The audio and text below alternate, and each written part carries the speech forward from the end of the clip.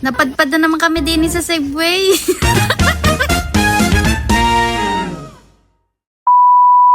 Nandito nga na naman kami sa Safeway. Dito nga pala kami namimili ng aming mga gamit dahil mas mura nga dito. Madami ka nga pwedeng mabili dito, pero na nga lang ang kulang. Umikot-ikot nga lang pala muna kami dahil sobrang dami nga talagang pwedeng pagpilian dito. Kaya nga pala kami nandito ay para bilhin yung table na nakita namin last time. Kaya lang nakakalungkot dahil wala na, nabili na ng iba. Ito nga pala ang paboritong section ng asawa ko. Napakahilig nga pala niyan tumingin-tingin ng kung ano-ano dito. Dahil wala na nga yung table na gustong bilhin ng asawa ko ay nag-ikot-ikot na nga lang pala ulit kami.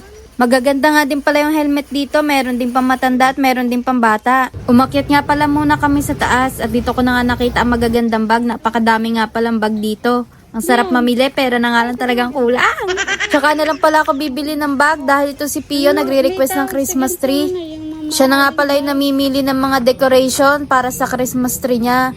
Siyempre, hindi papatalo ang asawa ko. Gusto din daw niyang bumili ng mga Christmas lights. Hindi na nga pala sila magkaintindihan kung anong bibilhin nila dahil sobrang daming pagpipilian. Hindi nga pala talaga nagpatalo ang asawa ko dahil 3 Christmas lights ang binili niya.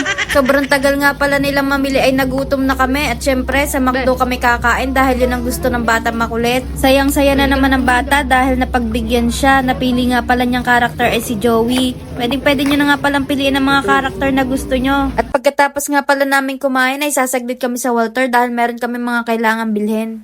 Napakadami nga palang kumakain dito sa McDo ngayon at meron pang birthday party sa taas. At ito na nga, pauwi na kami.